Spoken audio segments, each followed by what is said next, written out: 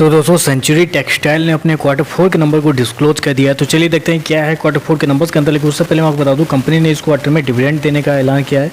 5 रुपये प्रति शेयर के हिसाब से कंपनी ने डिविडेंड देने का ऐलान किया है। याद रखिएगा कि कंपनी 5 रुपये का डिविडेंड दे रही है। रिकॉर्ड डेट कंपनी ने अभी डिस्क्लोज नहीं किया है। कंपनी ने अनाउंस किया है कि आने वाले कुछ समय में एक एजीएम रखा जाएगा कंपनी की तरफ से, जिसमें वो रिकॉर्ड डेट डिस्क्लोज करेगी। तो चलिए अभी बस 5 रुपये का डिविडेंड दिया गया है, बस ये याद रखिएगा।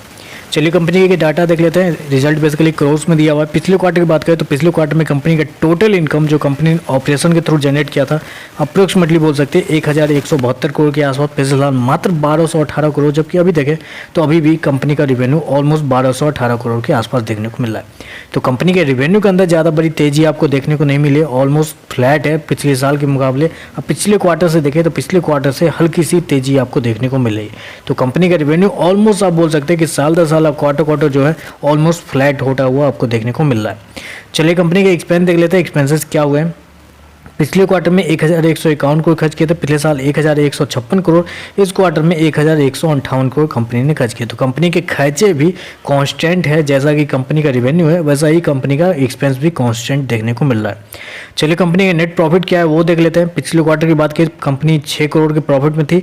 पिछले साल 84 करोड़ का प्रॉफिट था। इस क्वार्टर में देखें तो कंपनी का प्रॉफिट बढ़ के 142 करोड़ के आसपास आपको देखने को मिल रहा है। तो इस क्वार्टर में कंपनी का प्रॉफिट कैसे बढ़ गया, आपका क्वेश्चन आना चाहिए कैसे बढ़ गया। तो देखिए इस क्वार्टर में कंपनी को एक्सेप्शनल आइटम के थ्रू 134 करोड़ का फायदा हुआ है। जी हाँ, कंपनी को इस क्वार्टर में एक्सेप्शनल आइटम के थ्रू 134 करोड़ का फायदा इस क्वार्टर में आपको देखने को मिला है। अगर एक्सेप्शनल आइटम हटा देते हैं तो पिछले साल कंपनी का प्रॉफिट 61 करोड़ के आसपास था। इस क्वार्टर में कंपनी का प्रॉफिट 60 करोड़ के आसपास है, जबकि पिछले क्वार्टर में कंपनी का प्रॉफिट अप्रोक्सीमेटली 22 करोड़ के आसपास था। तो पिछले क्वार्टर से कंपनी का प्रॉफिट ज़्यादा है इस क्वार्टर में आपको देखने को मिला, लेकिन पिछले साल से अभी भी कम है अगर आप एक्सेप्शनल आइटम को हटा देते हैं तो। चलिए कंपनी के ईपीएस क्या है वो देख लेते हैं। पिछले क्वार्टर की बात करें तो पिछले क्वार्टर में 0.78 था। पिछले साल 7 रुपये 71 पैसे। अभी देखें तो 13 रुपये 1 पैसे के आसपास है। तो अब आप थोड़ा सा कंफ्यूज हो जाएंगे कि कैसा नंबर है, फिर कैसे पता चलेगा।